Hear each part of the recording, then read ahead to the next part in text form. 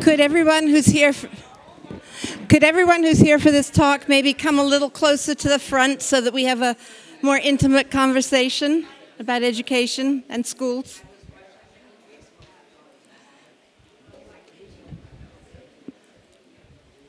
And if you are still here from the last presentation, let me kindly ask you to say bye. Okay, anyone else who'd like to move closer to the front?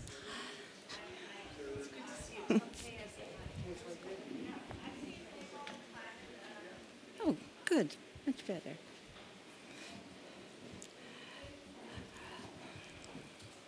Oh, great.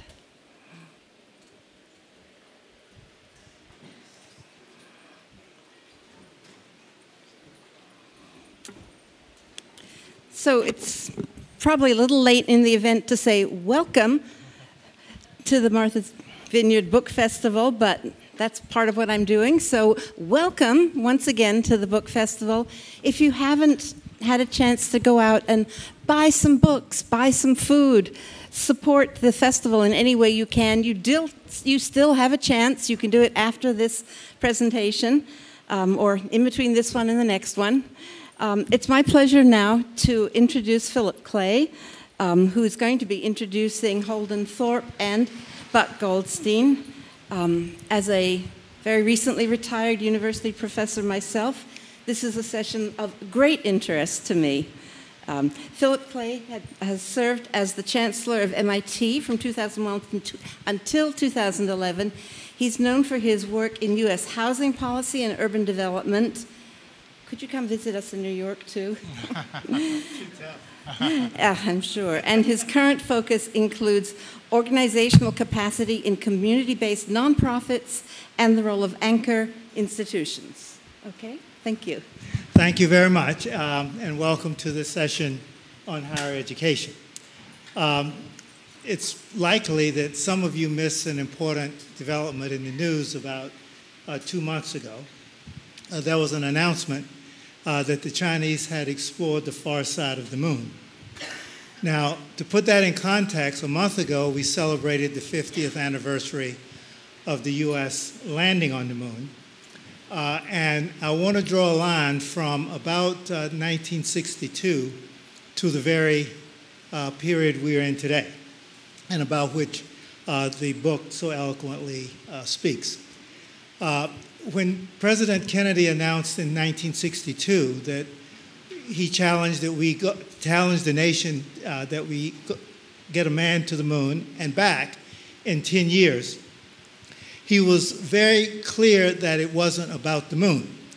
In a speech a little bit later, he said, the purpose of this activity, and I'm paraphrasing, the purpose of this activity is to mobilize the nation's resources to do a much better job of meeting the challenges facing the country in the decades ahead. And he said we're going to the moon not because it's easy, but because it's hard. And what I know, and what many of you in my age group know, is that in the 10 years after 1962, there was a mobilization of resources, and American universities were at the center of that mobilization. We created lots of things that were eclipsed, not so much by the moon, but all of the things that were created on our way to landing a man on the moon and bringing him back. Now, we're at a point today where our institutions of higher education are on the forefront of a major challenge to our national values and to the compact we have with the future generation. We have two authors who have been on the front line of the most recent battles and the most recent efforts in that regard.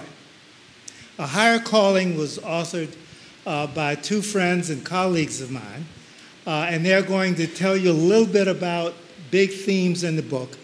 Then we're going to have a discussion and then open it up for discussion. Holden Thorp was Chancellor of the University of North Carolina before moving on to St. Louis, Washington University in St. Louis.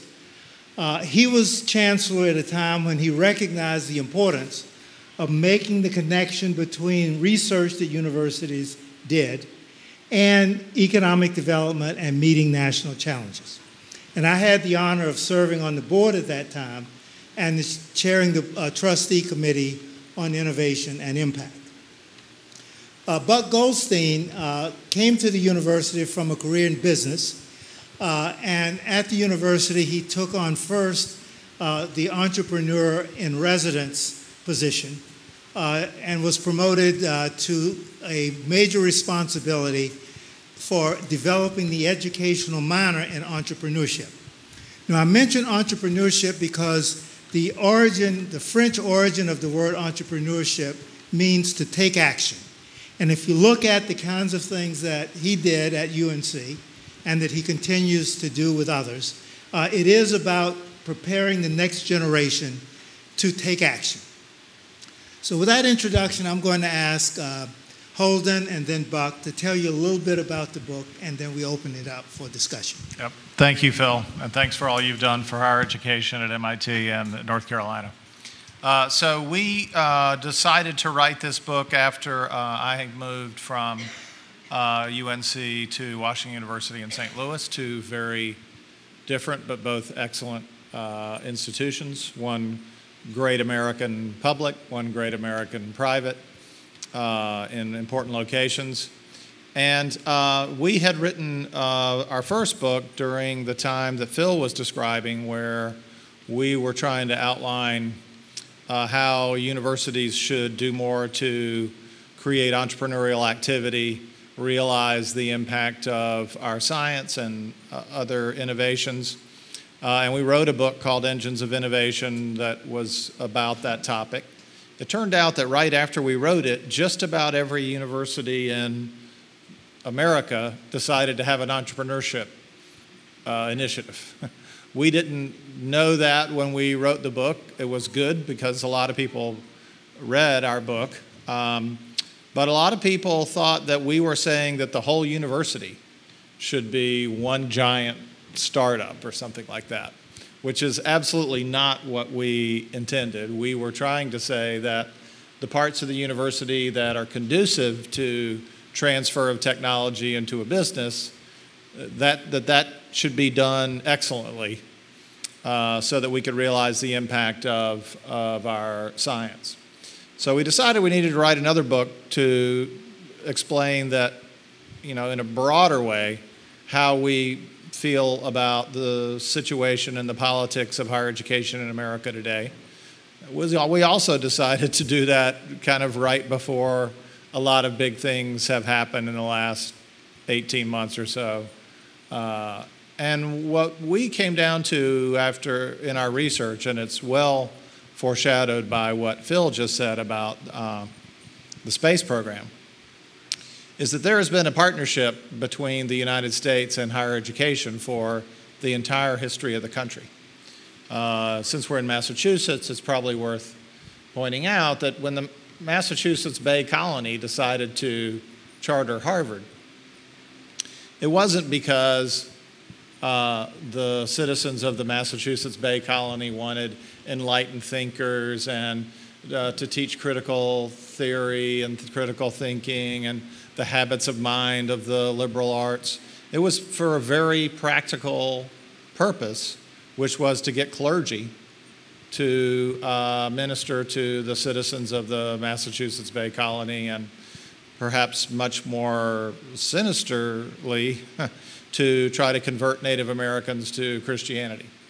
And a lot of American academics now like to romanticize this early day and saying, we didn't have what they call an instrumentalist university then. But of course, Harvard had an instrumental purpose, 500 years ago.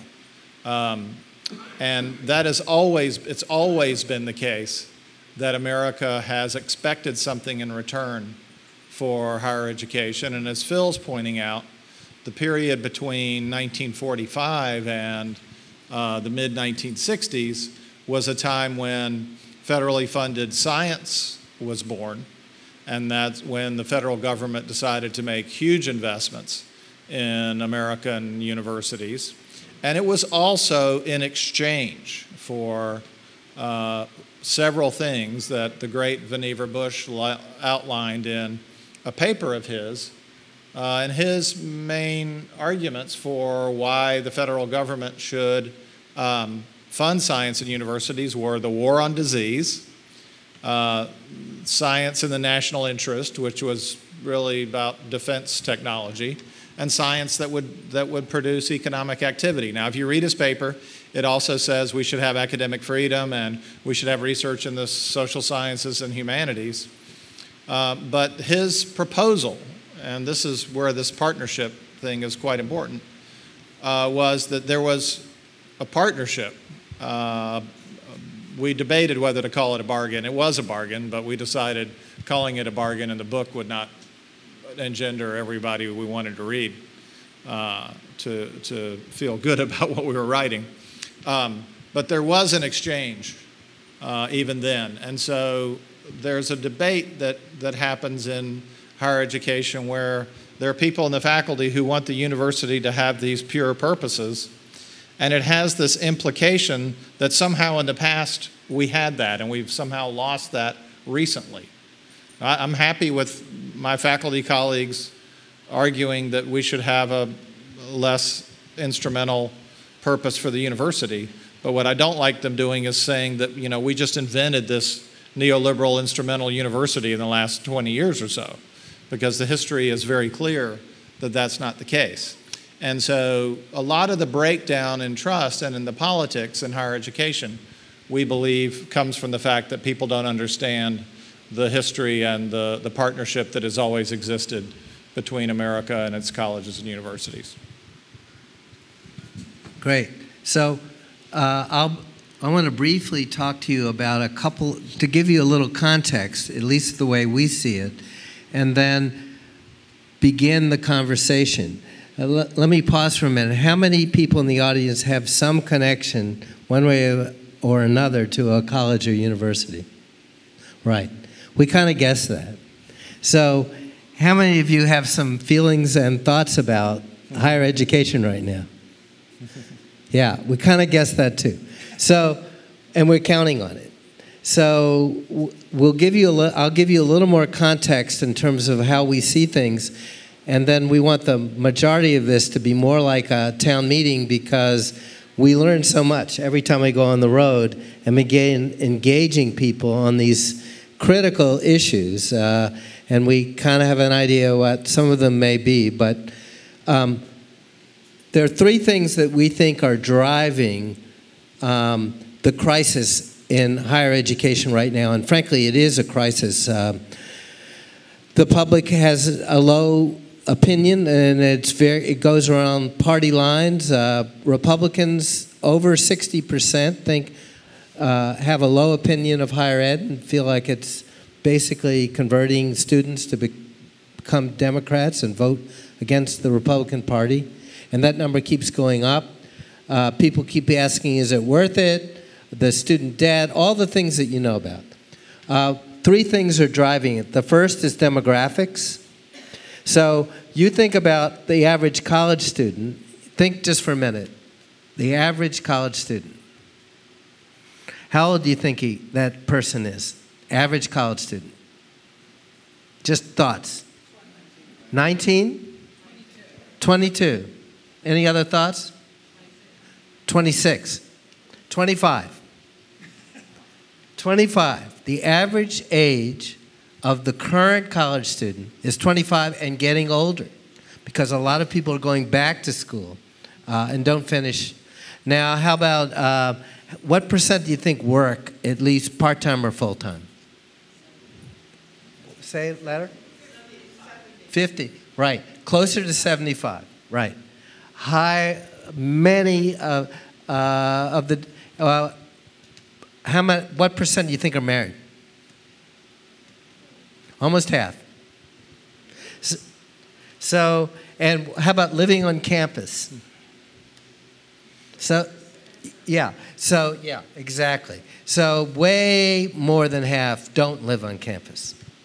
So our image in Chilmark of the average college student is pretty different from the average college student as we're dealing with them today, and the difference is getting bigger. 2050, this country will be majority minority in 2050. So the ideal we have of this white, upper middle class kid who goes to college, yes, they're still there, but as Holden often says, they're all taken and they're all being competed for like crazy. But there's a huge disconnect between the needs, which are still there, and the resource that we currently have in place. The second thing is arithmetic, which is really, really, really grim. Over half the colleges and universities have an unsustainable business model. In other words, they're not, the revenues coming in don't meet the expenses. Short answer, over half. And although it gets masked by a lot of different things, the canaries in the coal mine are becoming more and more apparent, where you think it maybe is the 1,000 or so for-profit schools going out of business. I think it's actually closer to 2,000 for-profit schools have gone out of business in the last 5 years. Now you're hearing about Hampshire and Sweetbriar and a variety of other schools that appear to be, you know, here forever. Their very existence is being threatened. And the last big trend, and then I'm going to pause and turn it back over to Holden and then ask you guys to join in. The last thing is technology. And you may think technology, and you may be thinking about things like MOOCs or online education. But what technology's done is something much, much, much more profound. It's taken the monopoly away from most colleges and universities, where colleges and universities used to be the only way we learned. And now, you know what the competition is? It's not other colleges and universities, it's YouTube. It's TEDx. It's all kinds of other, how do you learn something right now? You need to know how to make clam sauce tonight because somebody brought you great clams. What do? You go to YouTube. And there are 10 different videos. I know this for a fact. There are 10 different videos on how to make the clam sauce. And so in the old days, the way you learned is you went off to college and you sat in a seat and somebody, and that lectured. Well, look, the kids that we see now, Students. You're getting there. You caught yourself that time at least. Keep going. Don't say customers. There's a very long list of things you can't say on a college campus anymore. I just said one. The students that come to our campus are used to learning in fundamentally different ways because of the technology and this idea that, and they're buying songs, not albums. So the degree is the album, but increasingly they're buying songs. They want to learn something specific. They want to know how it's transactionally related to what they're paying and how's that going to help me get a job, which is numero uno, parents and students. And this idea that we have a monopoly and that they're just going to come and we don't really have to do anything except look at all those applications and decide which ones. Well, there may be 30 or 40 schools left that are in that position, but it's astonishing now the number of schools who didn't fill out their enrollment for this fall. And there's schools that you would be surprised at. A school like Bucknell didn't make enrollment this year. So all those things, demographics, arithmetic, and technology are all interacting in a really powerful way to challenge this model of the university and the idea of the university. And that's kind of what's at stake. Mm-hmm. Great. Yeah. Phil? Yeah. So thanks. Let me just ask each of you to very quickly give us a list of the broken connections, promises, traditions, contracts, et cetera. Because in the book, you make a big point of we don't have the same understanding, and young people don't have the same understanding of what higher education is compared to the past. So. Yeah, so the way I like to think about this is, and I certainly was guilty of this early in my administrative career before I figured out kind of the thoughts that led us to write this book. College administrators, and I don't just mean the ones we have now, I mean for the last 50 years or maybe even more, have been telling multiple stories to multiple audiences. Most importantly, we go to the legislative building or to our board meeting and we say, oh, our students are getting jobs, we're starting companies that are driving the economy, we're doing research that's making people healthier, and you know, we're here to, and we're doing a lot for our city or our state. Then we go to the faculty meeting and we say, don't worry everybody, we got you covered. We love tenure, we love academic freedom, we love shared governance, we're going to protect your ability to do all the things that you do. But we haven't told the faculty, well, I know we didn't tell you this when we hired you, but for the last either 100 or 400 years, depending on when you want to say this whole thing started, we've been telling the public that you're doing all of these things that they expect. Like helping kids get help jobs. Kids get jobs, create science that drives the economy and all these things.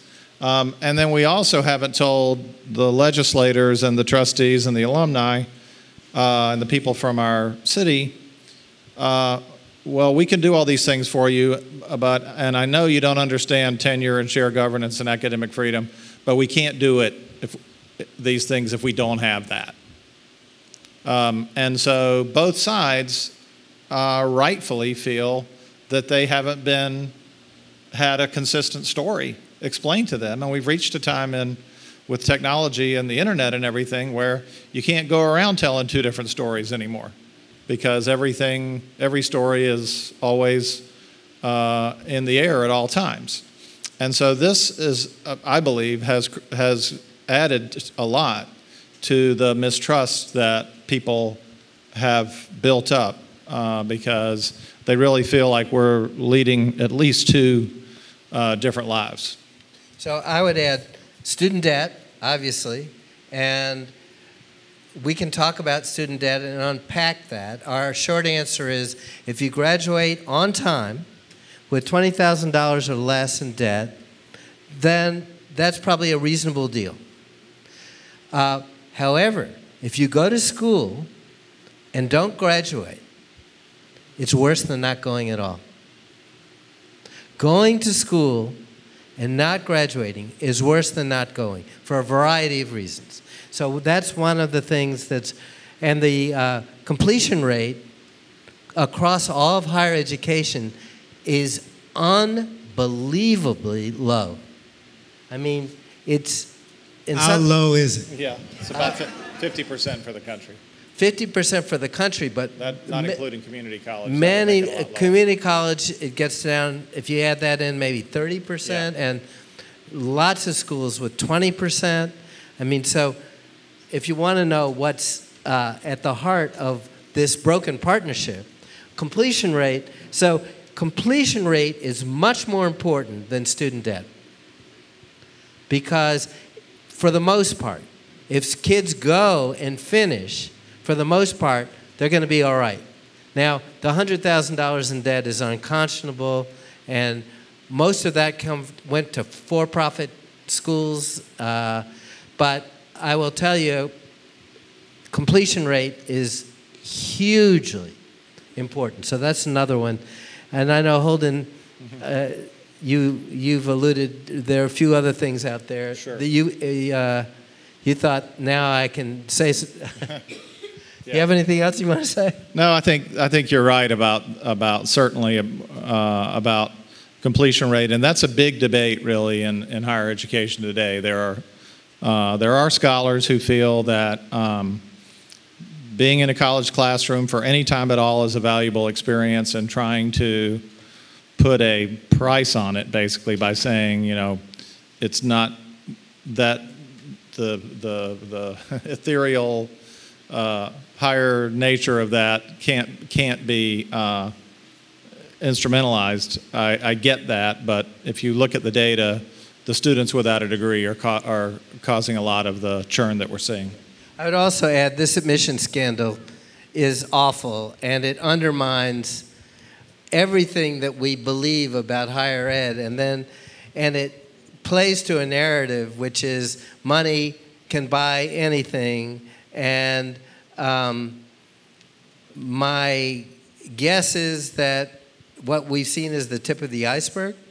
We have a whole new term now called side door sports, which is that you get into school with one of these minor sports that no one's ever heard of, and then you find out there's some really distinguished small liberal arts colleges in New England where half the students are intercollegiate athletes, 50% or more, which means that 50% get admitted in part by some coach who gets them in, and then you wonder why all these high school kids have coaches and their parents are pushing them to be great squash players or handball players or volleyball players or polo players. And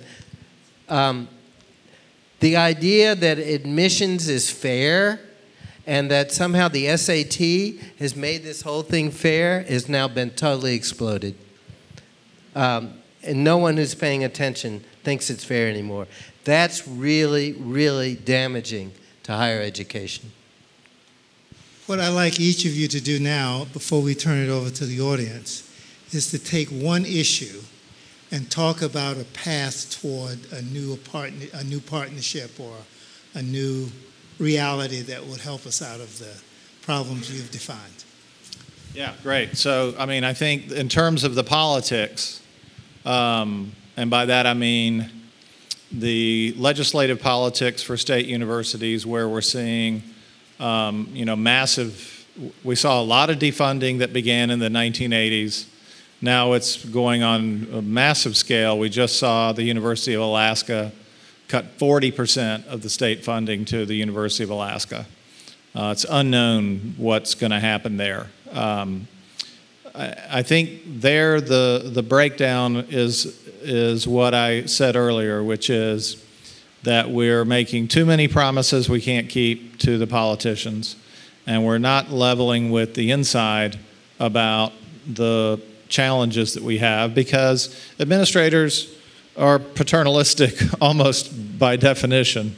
You rise to this position, you want to be able to tell everybody who's working for you, don't worry, we got you covered.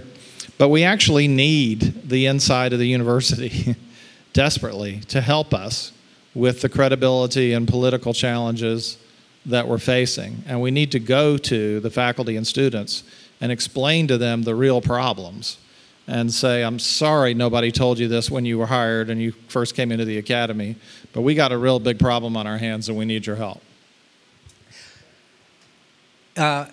Do any of you here listen to Malcolm Gladwell or his plot? Yeah.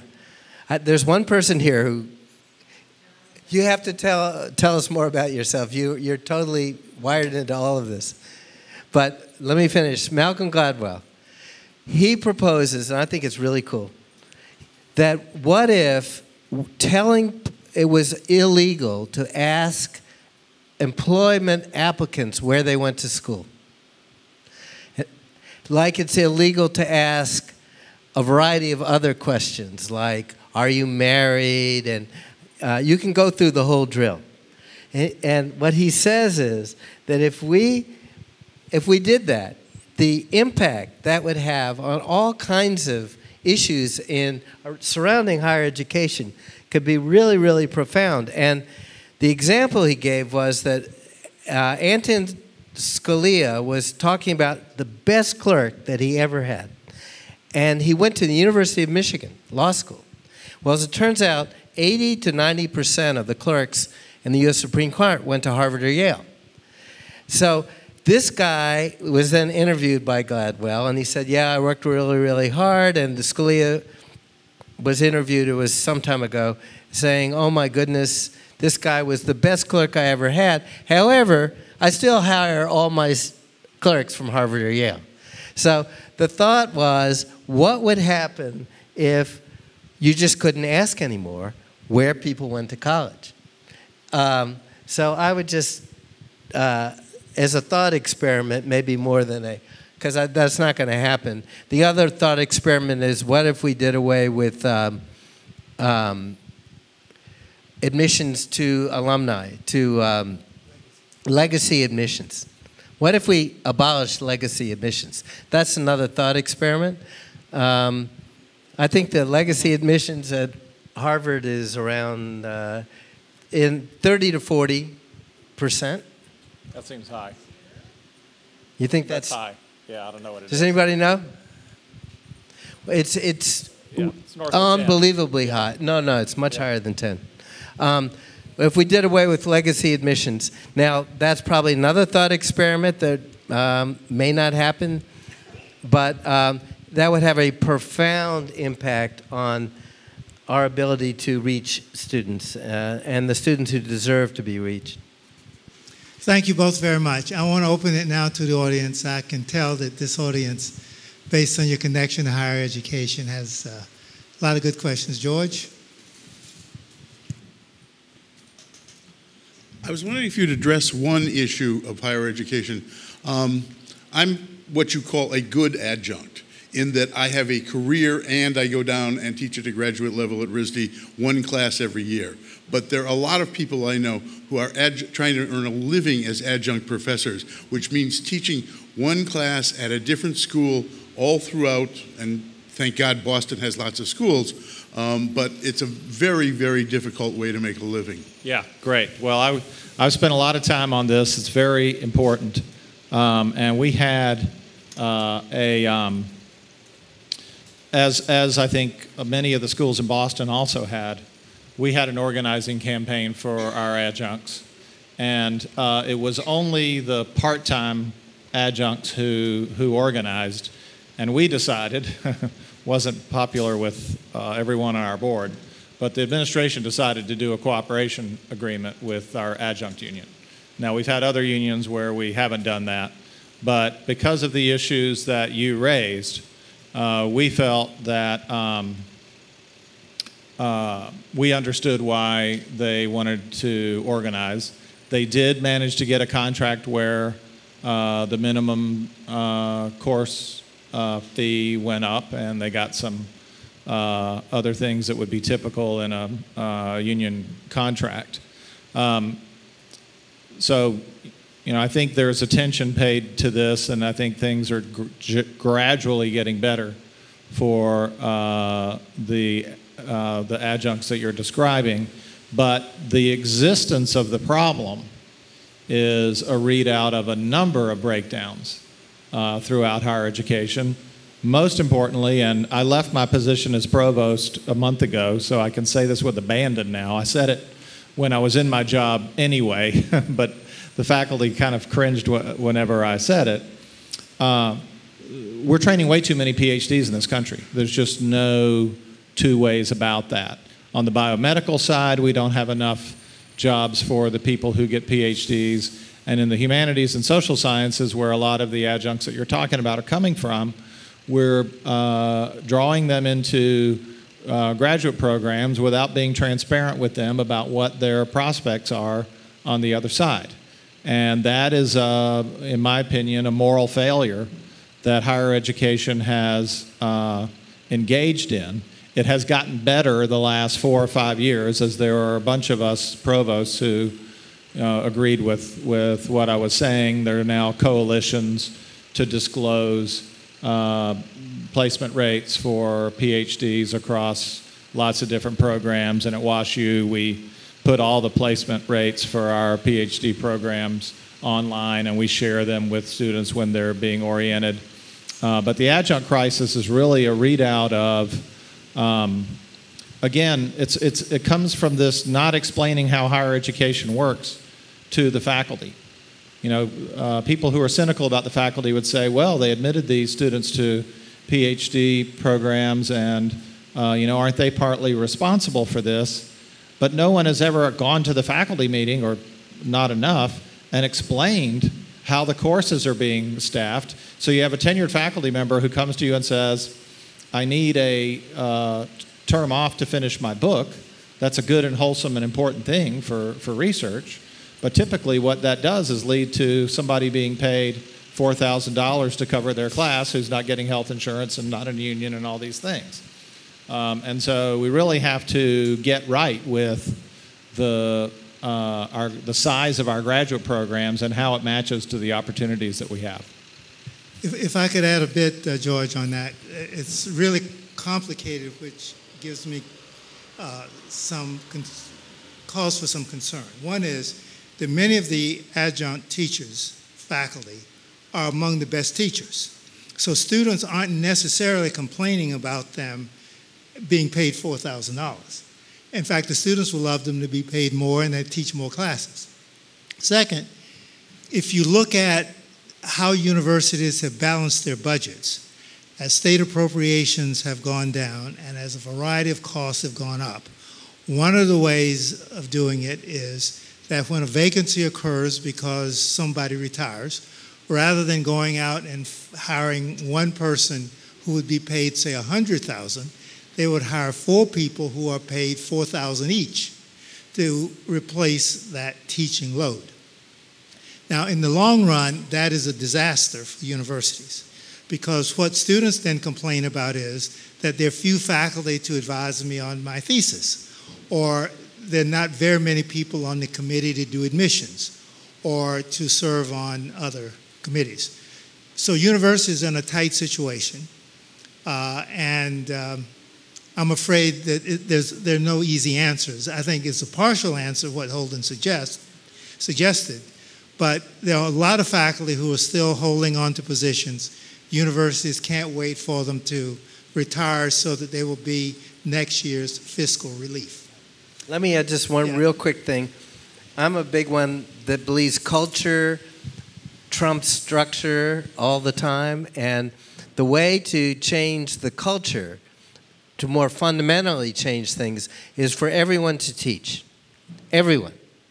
That means the chancellor should teach, the president should teach, the top scientists should teach, because that's who we are and what we are, and the message. And I have worked now with 2 chancellors, both who teach. Holden and I taught a class together, and his people said, you don't have time to teach. He said, I think maybe I do. And you made time to teach. I'm teaching class this fall with our new chancellor, and not only is he teaching, I looked at the syllabus today, and he has office hours. He's going to have office hours. Okay, so when the chancellor has office hours, that changes the culture and not just the structure, and that means teaching is important, and when that happens, then some of these other issues also get addressed, because right now, so many places, teaching is an annoyance, something you have to do, but not core to the culture of the place. Sorry. Yeah. I just looked it up. It's 33% legacy admissions at Harvard from 33% legacy 2014 admissions to at Harvard. 2019. Okay. You were right. Okay, sorry. It's shocking. It's 14% overall. It's 33% to our legacy. Who get admitted. Okay, yeah, that makes more sense. From 2014 to 19. Yeah. Go ahead. Good afternoon. Complicated subject. You've touched on so many different things. I was trying to get us back to what you started with. The Chinese got somebody on the moon. We as a country focused. Talk into the mic. Yeah. We as a country focused on getting us on the moon 50 years ago.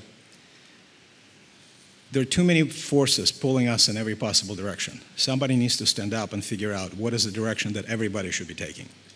And your last point about teaching has been forgotten. What is the purpose? What is the purpose of the institution and why people go to college? Now, please address it, but then I want to go back to something you said earlier. I couldn't say it better. Or go ahead. Go ahead. I mean, you said it so perfectly. Yeah. And we hear this all the time. Someone comes and we give them a tour of the campus, And we come to this great chemistry lab and stuff, and they go, great, what does he teach? And you go, well, what does she teach? And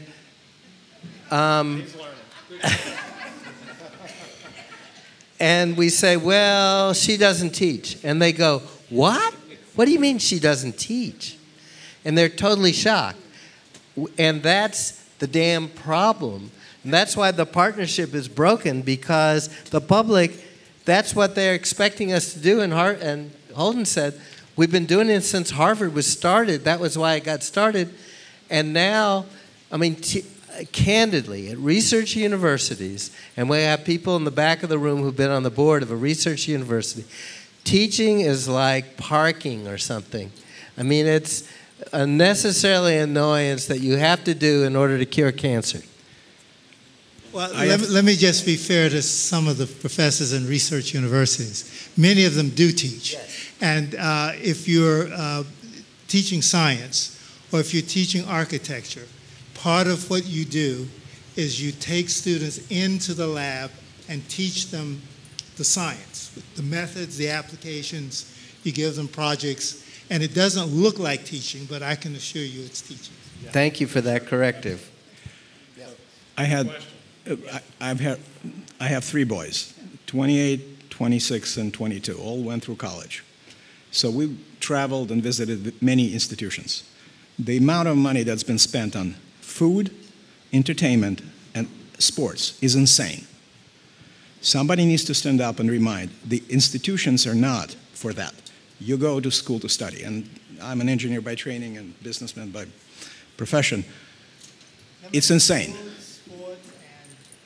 Entertainment. It's completely upside down. There was a period of time when the world looked to the United States for all sorts of things, including education. And you all know this, how many people have come in, got their education, and stayed in this country. They're now going back. And some of them not even coming here. And I did not realize that the Chinese got somebody on the moon. Thank you for bringing it up, but I hope someone somewhere starts asking the most fundamental questions of it all. Why are we doing this? Who is this for, and what are we trying to achieve? The issue with the Chinese going to the backside of the moon, other side of the moon, is not about the moon. It's about the fact that they have mobilized an enterprise and an infrastructure that is competitive with the best in the world. And if you were to ask who's playing checkers and who's playing chess, they're playing chess, we are playing checkers. Yeah, and about the amenities, I mean, well, WashU's in D3, so that sports is a whole different subject. But I moved to WashU, which is the place that first declared war in the amenities war. We're number 1 in dorms. We're number 1 in food. Every student has a Tempur-Pedic mattress, four advisors.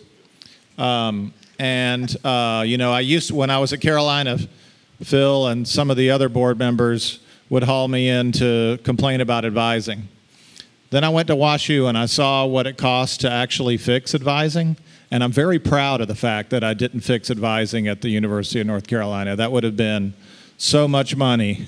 And I do know what it costs now. So I always kind of wish I could go back in a time machine to that board meeting and say, let me tell you guys about advising.